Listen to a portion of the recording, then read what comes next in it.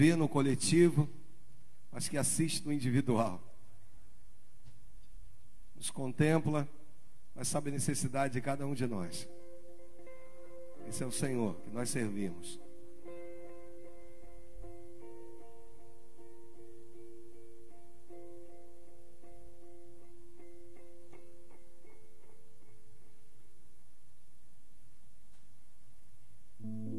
Quero convidar você a estar conosco mais tarde, às 19 horas, culto de celebração. Eu preciso deixar para você aquilo que aqueceu o meu coração esses dias.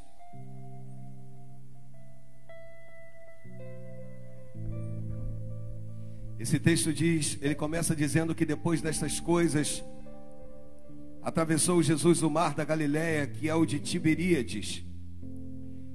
Seguiu uma numerosa multidão, porque tinham visto os sinais que ele fazia na cura dos enfermos.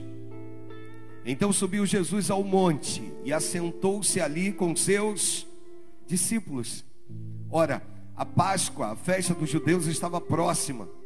Então Jesus, me ajuda, então Jesus, vendo que grande multidão vinha ter com ele, disse: onde compraremos pães para lhe dar a comer? Mas dizia isso para o experimentar, porque ele bem sabia o que estava para fazer. Respondeu-lhe Filipe: não lhe bastariam 200 denários de pão para receber cada um o seu pedaço? E um dos seus discípulos, chamado André, irmão de Simão Pedro, informou-lhe: está aí um rapaz que tem 5 pães de cevada e 2 peixinhos. Mas o que é isto para tanta gente? Disse-lhe Jesus: fazei o povo assentar-se, pois havia naquele lugar muita relva. Assentaram-se, pois, os homens, em número de quase 5.000. Então Jesus tomou... É interessante isso aqui, porque eu quero... Muda a versão para RC para mim, Mateus, esse versículo. Na RC diz: e Jesus tomou os pães, e havendo dado graças... Como é que ele fez? Ele repartiu. Você vai entender isso na mensagem. Ele repartiu. Repita comigo: ele repartiu. Até aqui. Senhor nosso Deus e Pai, fala conosco, Deus. Fala a cada coração, Senhor. Hoje é manhã de tratamento aqui, Senhor. Não é um tratamento vindo através, Senhor, do homem, porque o homem não tem nada para oferecer a um outro homem, a não ser tristeza, decepções. Mas o Senhor não, meu Deus. O Senhor tem grandes coisas. Fala a cada coração, Senhor. É o que eu te peço, no nome do teu Filho amado, nosso Senhor e Salvador Jesus Cristo. Se você crê, diga amém. A gente começa a observar nos versículos iniciais desse texto, no versículo de número 5, no versículo de número 3, o texto diz: então subiu Jesus ao monte, assentou-se ali com seus discípulos. Jesus, ele se assenta e ele chama os seus discípulos. Então nós vamos ver os discípulos próximos de Cristo, entende? Diga amém. É como se naquele momento ele estivesse dando aula, ele como mestre chamasse os seus discípulos e dissesse assim: ó, senta aí, porque agora eu quero ministrar. Mas a Bíblia diz que uma grande multidão vinha ao seu encontro. E é interessante demais, porque ele sobe ao monte, se assenta ali com seus discípulos. Aí o versículo seguinte, o versículo de número 4 diz: ora, a Páscoa. E aí vai falar que a festa estava próxima, a festa dos judeus. Mas no 5 vai dizer o seguinte: então Jesus, me ajuda, Jesus, Jesus, erguendo os olhos. Ele, quando ergue os olhos, ele vê a necessidade daquele povo, a necessidade daquela multidão. Qual era a necessidade, pastor Alexandre? A fome. Eles tinham fome. Repita comigo: eles tinham fome. Cada um com seu grau de fome. cada um no nível de fome. Eram fomes em níveis diferentes, uns com mais, outros com menos, mas todos tinham fome. A multidão, ela tinha fome, ela estava com fome. E Jesus, a Bíblia diz que ele ergue os olhos e vê. Ele ergue os olhos e vê o que, pastor? Ele ergue os olhos e vê a necessidade daquela multidão. Você já observou que quando você está com fome, não sei se é o seu caso, mas eu vou falar um pouco de mim, mas quando eu estou com fome, a fome mexe, ela altera o meu humor. Cara, quando eu estou com fome, o meu humor muda. Então significa que o meu semblante vai demonstrar que eu estou com fome. Eu estou te falando a respeito de uma multidão que não escondeu a sua fome. Uma multidão que quando vai se aproximando, Cristo olha e vê o que vê? A sua necessidade. Ele consegue olhar e consegue observar os semblantes. Ele olha e vê que essa multidão, ela expressa uma fome. Ela não tem vergonha de dizer o que está sentindo. Ela não tem vergonha de demonstrar que está com fome. Fome, fome. E Jesus ergue os olhos e vê. Ele contempla a necessidade da multidão. Ele contempla que essa multidão, esse povo tem fome. Ele observa isso. E o pior aqui é o seguinte, amados. Às vezes nós escondemos a fome. Nós temos a necessidade, mas escondemos ela. Por quê? Porque nós estamos envoltos de um rótulo. Algumas coisas nos cercam, nos blindam. E eu não posso demonstrar quem eu sou. A multidão não queria saber de nada. Ela estava disposta a demonstrar quem ela era. E ela estava disposta a demonstrar a sua necessidade. Mas muitas das vezes nós não. É quando você encontra com pessoas, ou você lida com seres humanos que não demonstram a sua necessidade. E o dia em que aperta o calo e que ela resolve demonstrar a sua necessidade, as pessoas que estão ao seu envolto, elas vão dizer assim: quem? Você? Com fome? Como? Você com fome? Pessoas que vão se tornando super-heróis. Pessoas que vão se tornando fortes demais, imbatíveis. Pessoas que elas se escondem numa capa porque elas não querem demonstrar a sua necessidade. E o dia que elas demonstram a necessidade, aí a coisa fica difícil. Porque quem está à sua volta diz: não, você não. Você para mim era como um super-herói, um super-homem. Eu olhava para você e te via um super-homem. Mas entenda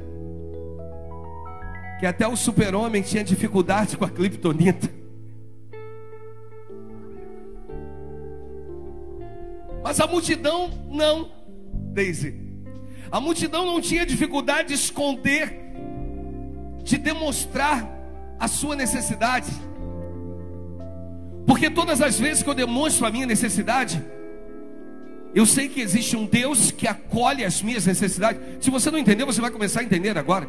Todas as vezes que eu demonstro a minha necessidade, eu sei que existe um Cristo que ergue os seus olhos e vê. A Bíblia diz que ele ergueu os olhos e viu. Ele ergueu os olhos e viu. Ele levantou a sua cabeça e viu. E viu quem? Viu um povo que não tinha vergonha de demonstrar a sua necessidade. Então não esconda a sua necessidade. Não esconda as suas necessidades. Plural. Se você tem mais de uma, não esconda, porque existe um Cristo. E eu quero poder te apresentá-lo hoje aqui.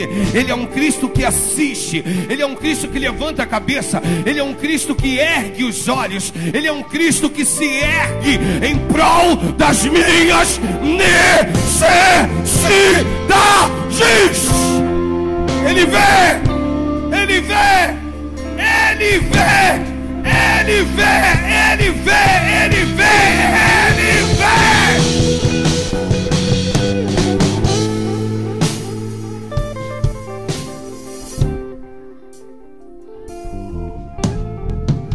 Não tenha medo de demonstrar a sua necessidade. Eu costumo dizer que o pastor, à medida que ele vai criando intimidade com a ovelha, ele conhece a ovelha no semblante. Ele olha e vê quando está bem ou quando não está. Eu costumo olhar nos olhos, porque eu costumo definir que quando você olha nos olhos, você percebe, você vê a veracidade, você consegue entrar no profundo, você consegue ver se ela está bem, se ele está bem, se ele não está bem. Só que eu sou limitado, os pastores são limitados. Eu estou falando do pastor dos pastores. O pastor dos pastores que está diante de 5.000, Roberto.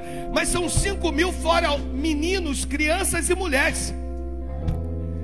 O pastor dos pastores que quando olha daqui não é limitado igual a mim, que tenho estigmatismo, dificuldades na visão, que tem que forçar a minha vista para olhar ali atrás, coisa de 15, 20 metros à frente. Ele é aquele que contempla o último. Então de repente você tem sido o último nessa fila, você está sentado lá atrás, você está lá no final dessa fila. Mas eu vim te dizer a respeito de um Cristo que ergueu os olhos e te viu, querido. Contemplou a tua necessidade. Você nem abriu a tua boca. Você não está gritando dizendo que está com fome. Esse texto aqui não diz que a multidão gritava dizendo: nós estamos com fome, nós estamos com fome. Não, multidão calada. Mas um Cristo que ergueu e viu.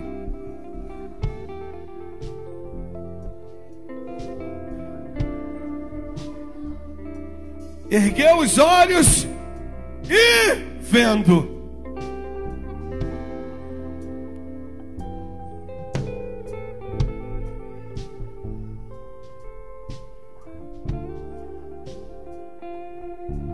Não esconda as tuas necessidades. Pare de se fazer forte.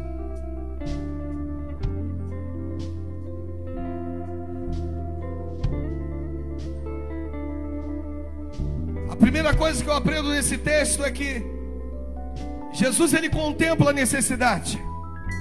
A segunda coisa que eu aprendo nesse texto é o lugar onde eles estão. Repita comigo o lugar onde eles estão. Eles estão no deserto. Repita comigo, eles estão no deserto. E aí tem um jargão pentecostal que diz que no deserto você conhece aqueles que estão contigo. Quantas vezes eu me aproximei da Daisy, vencendo uma leucemia. O testemunho dela é: quantas vezes eu me aproximei dela, e no dia que eu estive com ela no hospital, sabe o que ela falou para mim lá? Pastor, eu sei que o senhor tem muitas coisas, eu sei que o senhor não vem aqui com frequência, porque tem outras pessoas, tem outras, sabe aquela coisa da pessoa, ela ter convicção de que o Senhor está com ela o tempo todo, que ainda que o pastor não esteja lá, mas Deus está com ela o tempo todo. Algumas pessoas querem dizer que no deserto eu conheço as pessoas que estão ao meu redor. Vamos parar com essa ladainha. No deserto, ou o Senhor te leva, te conduz ao deserto, diz Osés no capítulo 2, no versículo 16.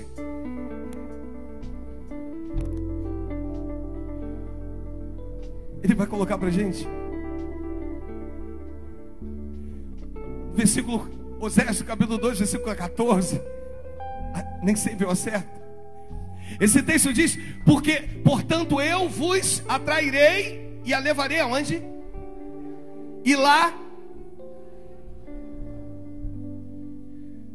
o Senhor, ele pega a sua igreja e leva para o deserto. Por quê? Porque o deserto não é o lugar que eu vou conhecer as pessoas que estão comigo. Não, no deserto eu preciso me conhecer.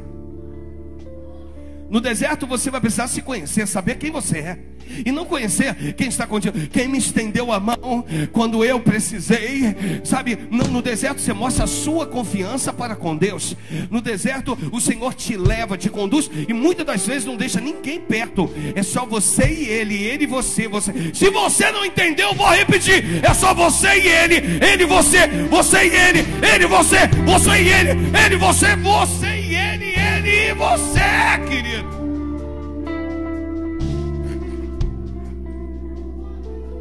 Lá você vai precisar saber quem você é. Não é quem são os que estão comigo.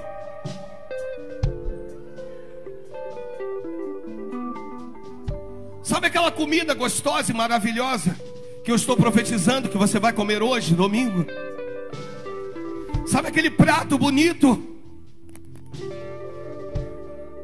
Sabe aquele prato bonito que você gosta? Antes do prato ou daquela comida chegar até o teu prato, antes ela passou pela panela, entendeu? Ela foi ao fogo. Alguém manuseou, esquenta mais, aumenta o fogo, aumenta a intensidade. Então o Senhor te leva ao deserto, não para você conhecer as pessoas, mas para você se conhecer, para você compreender que antes da palavra valer na vida do teu irmão, primeiro ela precisa valer na sua. Não adianta a palavra que vale na vida do meu irmão e não vale na minha. Não adianta a palavra que surte efeito na vida do meu irmão, mas não surte na minha. E o meu Deus não faz isso comigo. O meu Deus, Ele me leva ao deserto. O meu Deus, Ele me atrai ao deserto. O meu Deus, Ele me conduz ao deserto. Porque lá no deserto eu vou mostrar as minhas necessidades para Ele. Eu vou repetir para você. Lá no deserto eu mostrarei as minhas verdadeiras necessidades para Ele. Por isso Ele me conduz ao deserto. Por isso Ele me conduz ao deserto. Por isso Ele me conduz ao deserto. Por isso Ele me conduz ao deserto. Por isso Ele me atrai, me atrai, me atrai e me leva.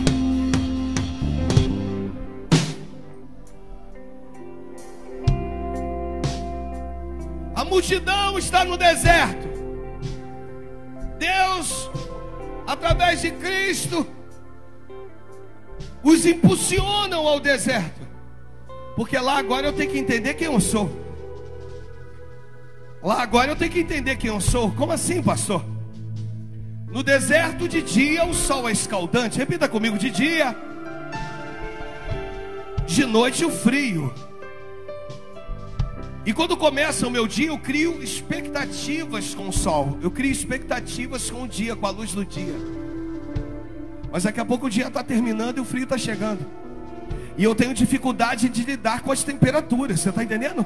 Um dia muito quente, a noite muito fria. O dia muito quente, a noite muito fria. Ou seja, desde quantas vezes você estava lá naquele hospital, e quando você está com alguém do teu lado, que alguém da tua família e sua filha que ficou lá tanto, o maridão tinha que trabalhar, também ficava, mas a tua filha que mais te acompanhou, pelo menos foi o que eu vi, o que eu presenciei, e aí você olha do lado, tem tua filha do lado, tem tua filha do lado, mas de repente eu acredito que teve dias que você olhou, ela estava dormindo, e é como se o Senhor dissesse: agora, filha, sou eu e você. Eu fiz ela cair num sono profundo, porque agora sou eu e você nesse mistério, sou eu e você nesse manto. Sabe, amados, vão ter momentos em que Deus fará dessa maneira. Oh!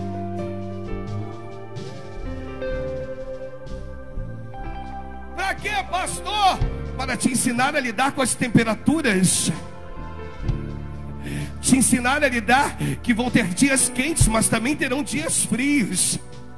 Que vão ter dias bons, mas a Bíblia diz também, e fala do dia mau, mas ela dá uma resposta. O apóstolo Paulo diz: revestir-vos de toda a armadura de Deus para resistir ao dia mau. Você está entendendo? Diga amém. Deus é contigo mesmo no dia mau. Deus é contigo mesmo no dia mau. Mas Ele te leva para o deserto. Por quê? Porque agora Ele quer te ensinar as duas temperaturas. Você vai aprender a lidar com o tempo bom, e você vai aprender a lidar com o frio. Você vai aprender a lidar quando você está aquecido, junto com os irmãos da igreja, louvando, levantando a sua mão, ou naquele dia que você não tem força para dizer um ai para o Senhor.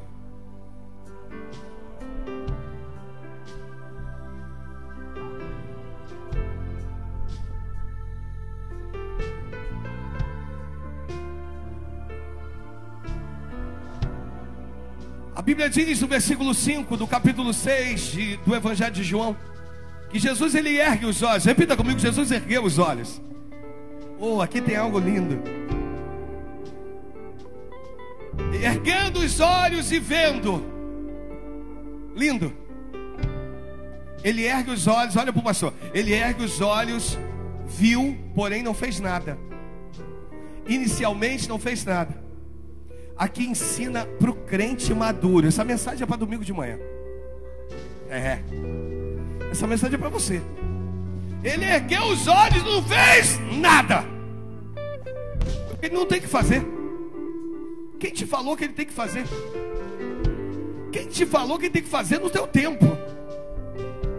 Quem te falou que ele está sensível a orações? Sabe aquelas orações de bate-perninha? Sabe aquelas orações que você fica dizendo: Senhor, olha, meu Deus, o Senhor tem que agir. Eu não estou aguentando mais. Eu não sei o que eu vou fazer na minha vida. Eu não sei.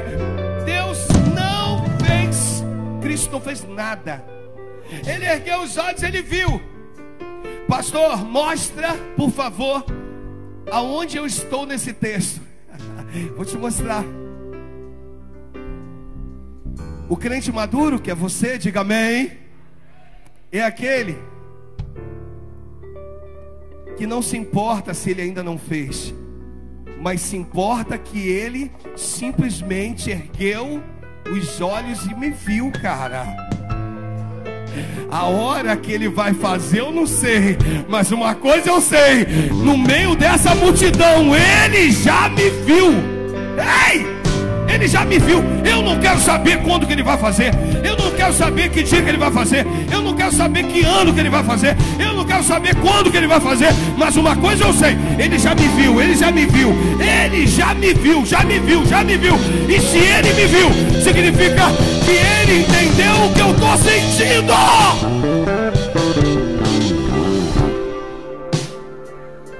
Ele entendeu, Ale, o que eu estou sentindo, cara. Fez nada ainda, mas ele entendeu. Ele me viu, ele me viu, ele me viu. Ele me viu, ele me viu. Repita comigo: ele me viu, ele me viu, ele me viu. Vai, diz: ele me viu, ele me viu, ele me viu, ele me viu. Eu não tenho dúvidas que ele me viu.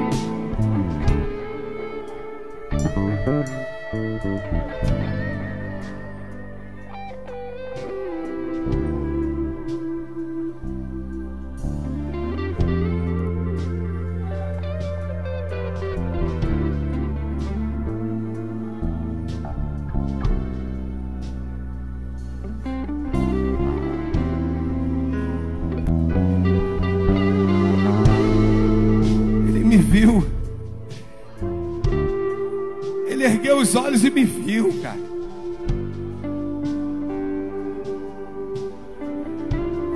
Salmo 139, versículo 16. Davi vai expressar isso. Ele vai expressar isso. Me ajuda, me ajuda.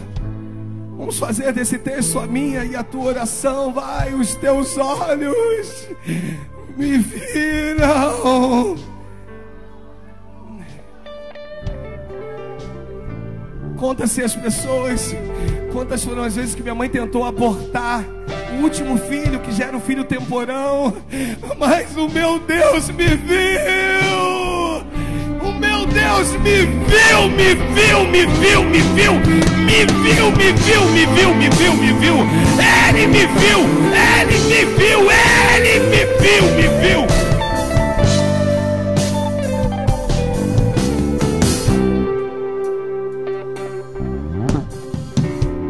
A substância ainda informe. E nos teus livros foram escritos todos os dias, cada um deles escritos e determinados, quando nenhum deles.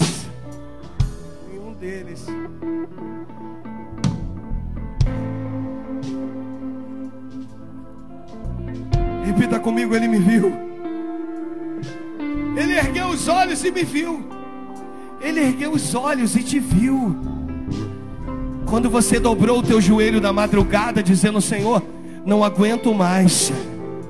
Quando você não conseguiu nem dobrar os seus joelhos, você estava deitado na sua cama, deitada na sua cama, e você disse assim: Senhor, eu não sei aonde eu vou parar, eu não sei aonde o Senhor vai me levar.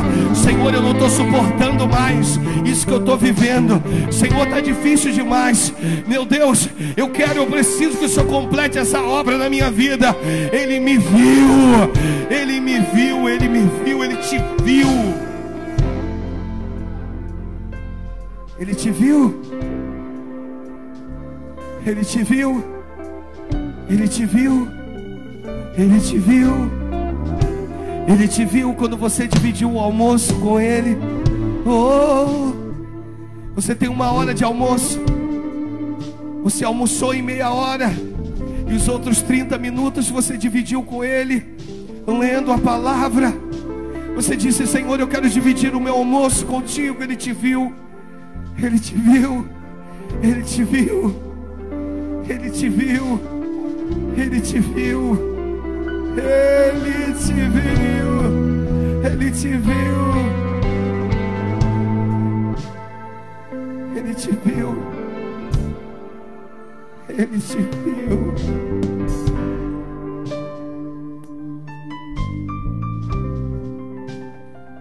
Primeiro, eu aprendo sobre a necessidade, depois eu aprendo sobre o lugar. A terceira coisa que eu aprendo nesse texto agora é sobre a decepção. A decepção, pastor, o versículo seguinte diz que, ou melhor ainda, no versículo 5, o Senhor vira para Filipe e diz: Filipe, dai de comer essa multidão. Filipe era o discípulo. Filipe responde ao Senhor dizendo: onde compraremos pães para essa multidão, Senhor? 200 denários não sanaria a fome deles.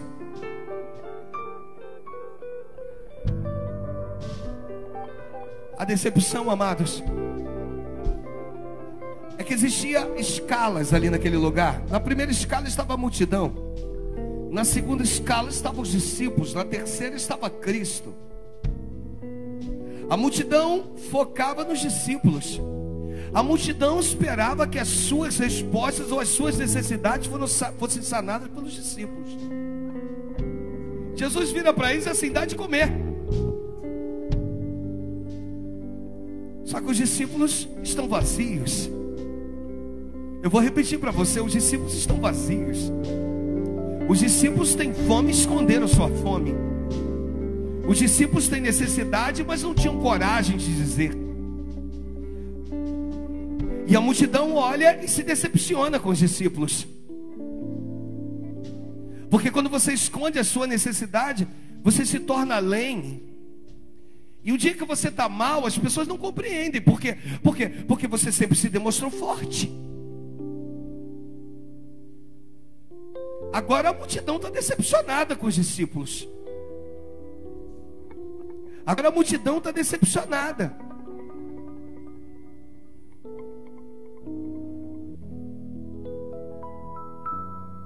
Decepcionada com aqueles que eram para ter e não tem. Aqueles que eram para estar fortes, porém estão fracos. Aqueles que estavam na sala de aula com o Senhor e que aprenderam um monte de coisas, mas não aprenderam a armazenar, não aprenderam que o que Jesus ministrava para eles era para que eles pudessem armazenar, porque não era só para eles, era para a vida de outros que chegariam até eles. Uma baita de uma decepção. Pessoas presas a rótulos, pessoas presas a posições, pastores, porque eu sou um pastor vazio. Eu já peguei a escala mais alta, para não ter que falar de você, diácono, diaconisa, obreiro, obreira, presbíteros e missionários. Vazios. E se tem uma coisa que causa decepção é justamente isso. Porque a pessoa chega até você, ela espera receber alguma coisa, mas você não tem, você está vazio. Você cria uma tremenda decepção para essa pessoa. Ela está completamente decepcionada. Eu vou repetir, ela está completamente decepcionada. Eu vou repetir, ela está completamente decepcionada. E essa decepção começa a fazer com que ela não enxergue outras coisas. Ela já não consegue contemplar um milagre. Ela já não consegue entender que a sua necessidade precisa ser alcançada. Por quê? Porque agora ela está decepcionada com a multidão. Ou melhor, com os discípulos. A multidão decepcionada com os discípulos, que eram para ter e não tem. Eu vou repetir, que eram para ter e não tem. Eu vou repetir, que era para ter e não tem. Jesus olha para aquela situação, ele observa e diz assim: peraí, antes de eu tratar essa multidão, sanar a necessidade deles, eu tenho que primeiro sanar a necessidade dos meus discípulos. Eles acham que estão cheios, mas estão vazios. Eu primeiro tenho que tratar com eles aqui. Eu tenho que tratar com eles, porque se eu não tratar com eles, eu não vou fazer com que eles sejam um instrumento para essa multidão. Decepção. Decepção. Decepção. Eu tenho fome. A multidão dizendo: eu tenho fome e não maqueio. Agora vocês têm fome e maqueiam. Te peguei aí? A multidão bate no peito dizendo: eu tenho fome. E demonstro. Vocês não. Vocês se escondem atrás de uma roupa. Você se esconde atrás de uma posição. Você se esconde atrás de um rótulo. Eu não, eu sou multidão, eu não tenho que me esconder. Jesus, pode olhar o meu semblante é de necessitado. Mas os discípulos não. O fato de estar andando com Cristo, eles se achavam melhores que a multidão. Cristo observa que eles eram tão necessitados quanto a multidão. Eu vim aqui te dizer o seguinte: não esconda a sua necessidade. Esteja você no nível que for, nesse ministério, em outro lugar, não esconda. Você que está me assistindo, para de esconder a tua necessidade. Para de esconder a tua necessidade. Para de esconder a tua necessidade. Para de esconder a tua necessidade. Mostra para o Senhor quem você é.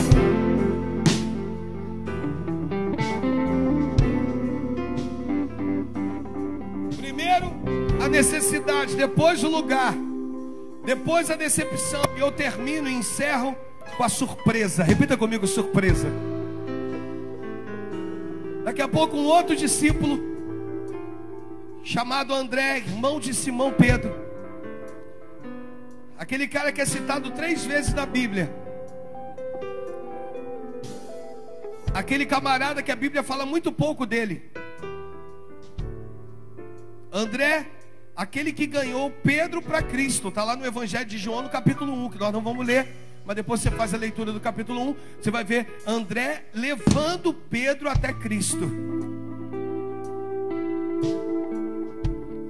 André, que ganhou Pedro, que no primeiro sermão 3.000 se convertem, no segundo sermão 5.000 se convertem.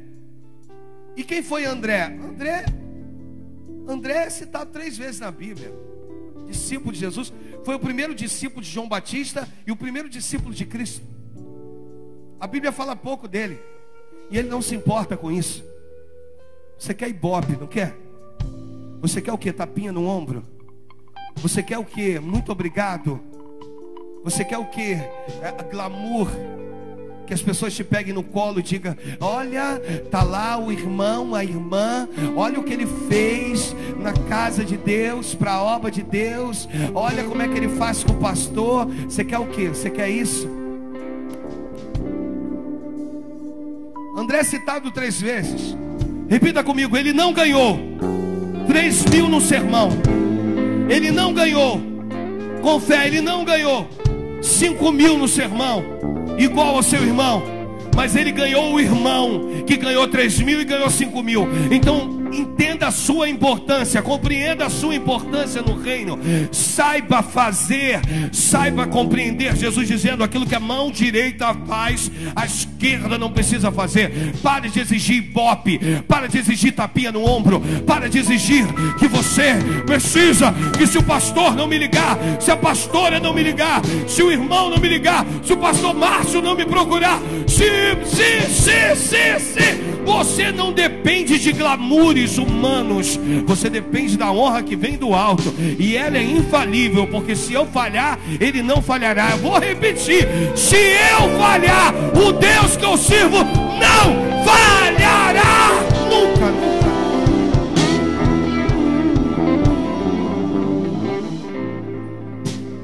Aí vem a surpresa, Marcelo. A surpresa é que nos versículos posteriores, pode caminhar, Filipe diz: Senhor, não dá. Filipe diz: Senhor, não dá. Vai, Filipe diz: Senhor, não dá. No versículo posterior, um dos seus discípulos, chamado André, irmão de Simão Pedro, informou a Jesus: está aí um rapaz, me ajuda, está aí um rapaz. Senhor, eu não sei o que é isso para tanta gente. Preste atenção no que eu vou te dizer, para a gente encerrar essa mensagem. Por que a multidão não contemplou o menino?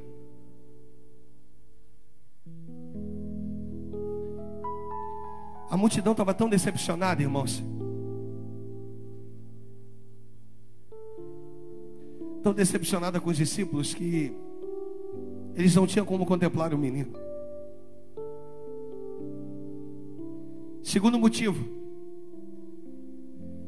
Jesus abre os olhos de um dos seus discípulos para mostrar àquele que decepcionou que vai ser através das tuas mãos que eu vou arrancar a decepção deles. Nossa, você não entendeu. Jesus pega um dos seus discípulos como referencial e diz: através de você que decepcionou essa multidão de vocês, eu usarei vocês, os que decepcionaram, para agora arrancar deles a decepção.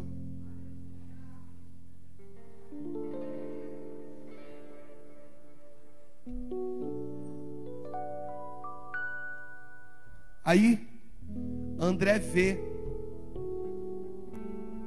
o que a multidão não viu. Senhor, está aí o menino com 5 pães e 2 peixinhos. Jesus vira para André e diz: André, me traz isso aí. Em outras palavras, pega da mão do menino.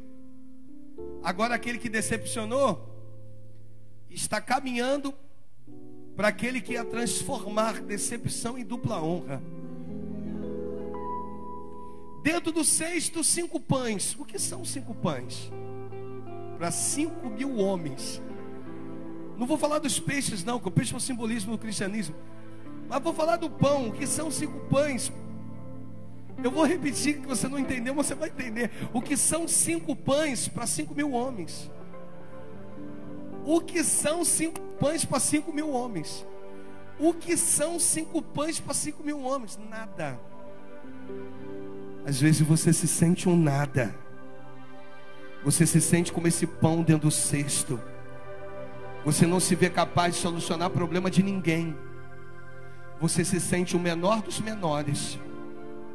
Você até é pão, mas você não consegue se sentir melhor que ninguém. Você é o pão do cesto. Na igreja você é o pão do cesto.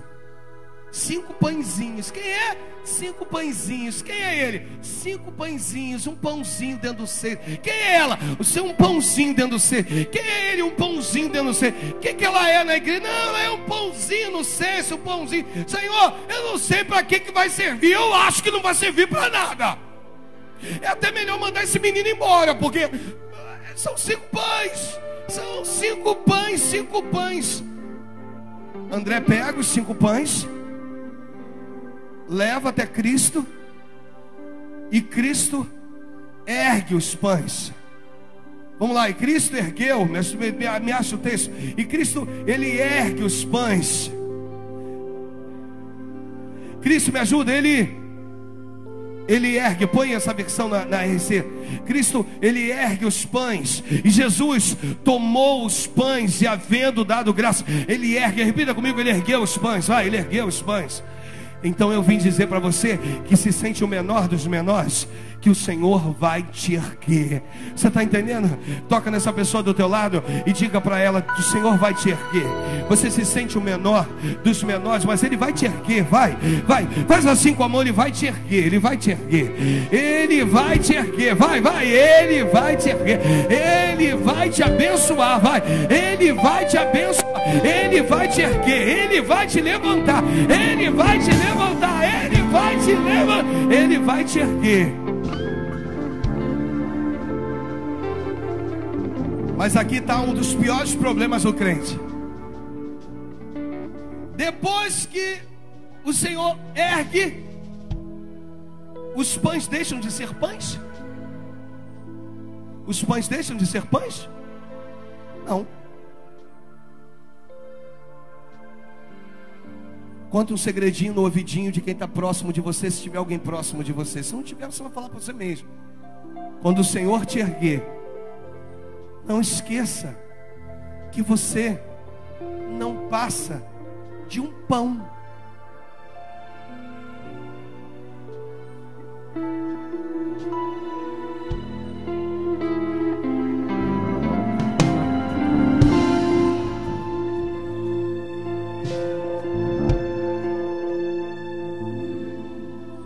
Meu guia é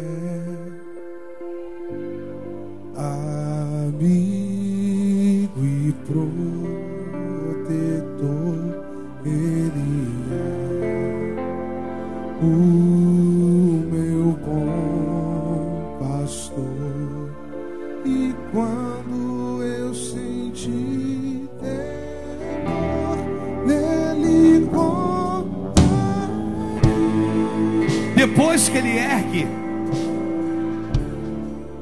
e dá graças, ele reparte. Repita comigo, ele repartiu. Vai, pão, ele...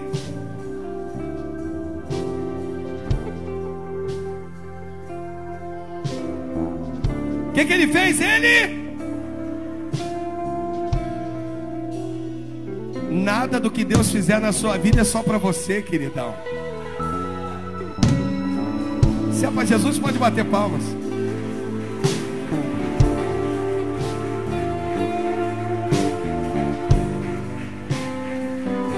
Esteja preparado para ser honrado e para ser repartido.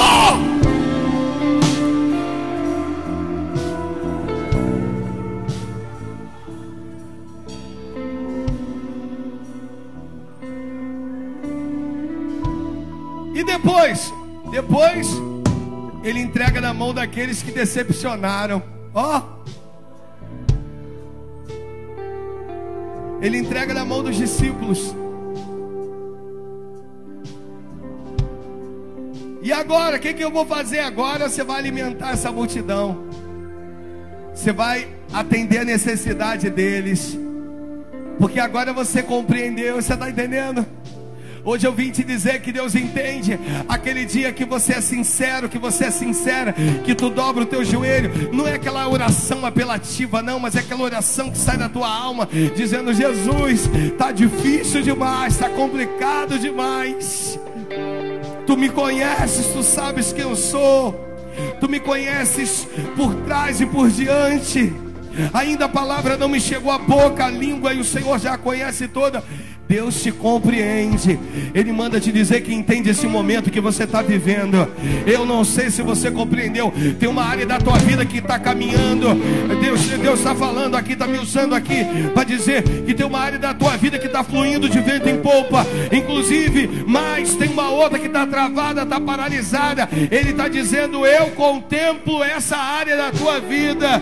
Eu contemplo essa área paralisada. Eu já ergui os meus olhos e já vi. Eu já vi que tem algo fora do lugar.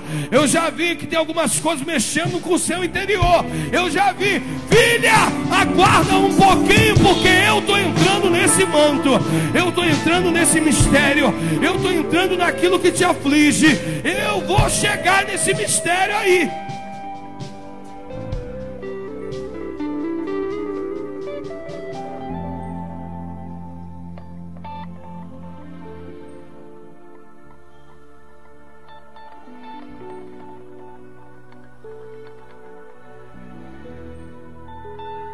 Evangelho de João, capítulo 6, versículo 5. Então Jesus, erguendo os olhos e vendo, ele me viu, querido. Ele me viu. Ele me viu. Ele me viu. Já contei esse testemunho aqui. Quando eu tinha aproximadamente 15 anos, eu fui com os meus amigos para a praia de Copacabana. E lá nós ficamos brincando de pular onda, aquela coisa toda.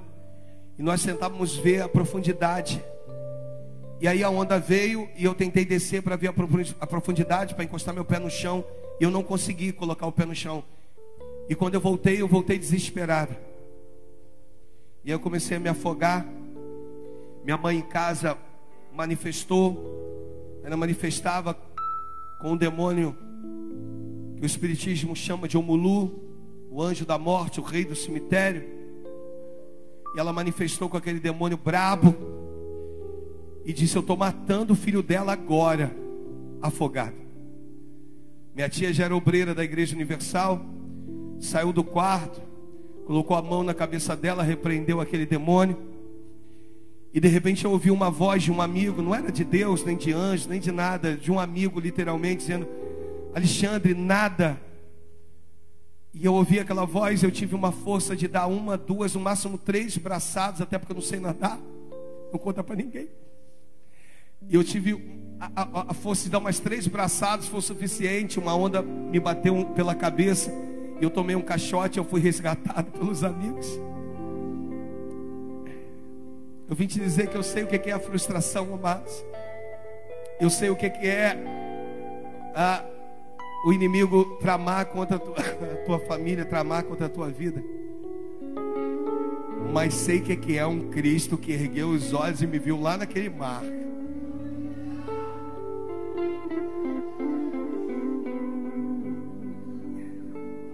Eu sei o que é um Cristo que ergueu os olhos e te viu aí, onde você está.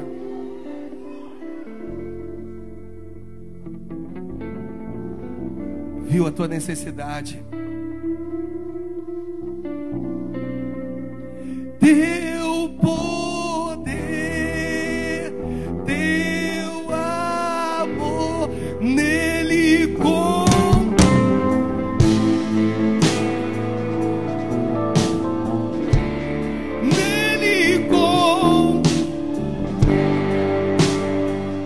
fraco sou.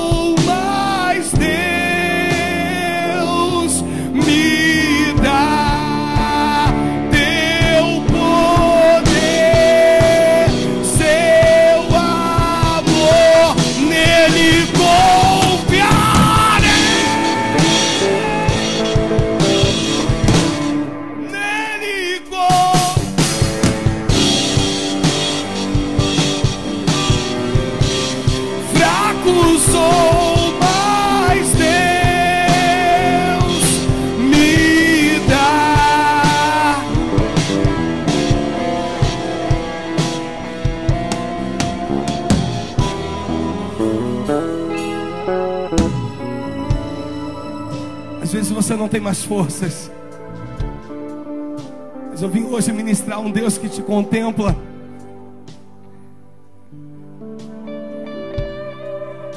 Na epístola de Paulo aos Coríntios, o apóstolo Paulo ele vai dizer que quando eu perco todas as minhas forças, aí é que eu tenho as forças de Cristo em mim. Está sem força, Ele está te vendo. Está sem força, Ele está te contemplando. Está sem força, Ele está vindo para te acudir. Está sem força, Ele conhece as tuas necessidades. Está sem força, Ele é o Deus que te toma pela mão direita e te levanta do monturo. Está sem forças, não desista. Está sem forças, permaneça. Está sem forças, não abra mão. Está sem forças, resista. Está sem forças, coloca diante dele a tua necessidade. Coloca. Está sem forças, não se esconda. Não se esconda. Deixa de se esconder. Mostra quem você é. Mostra a tua necessidade. Diz para ele: Jesus, está difícil a beça.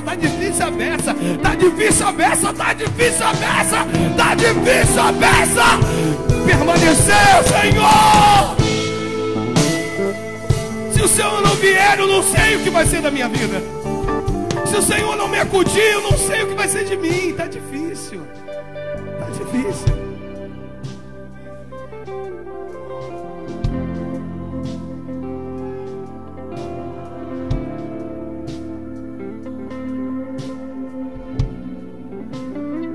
Afinal de contas, tu é o meu bom pastor.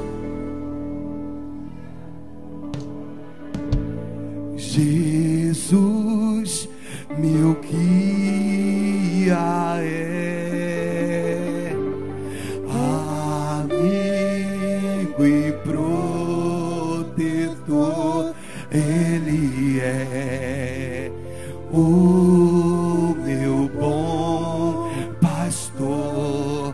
E quando eu senti temor,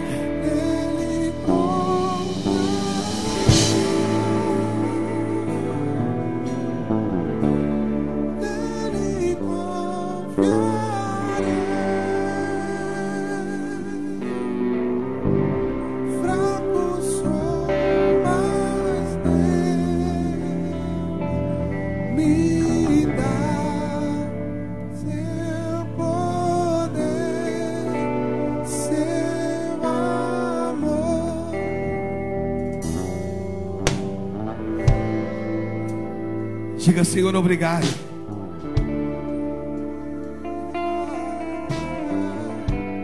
Eu falei para você que essa manhã era manhã de tratamento aqui.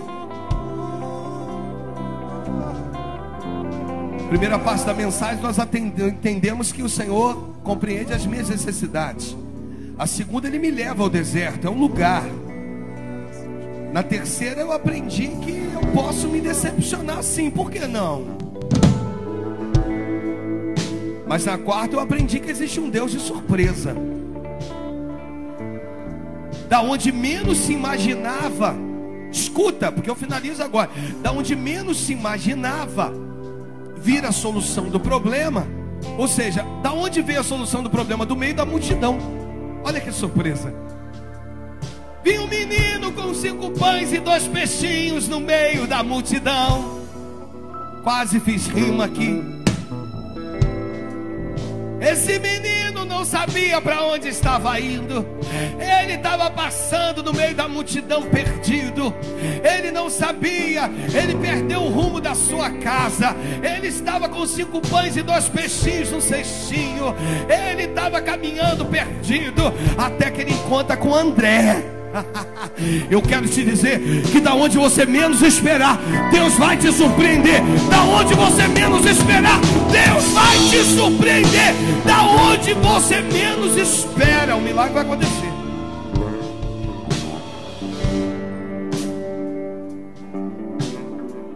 Suas palmas glorificam o Senhor Jesus.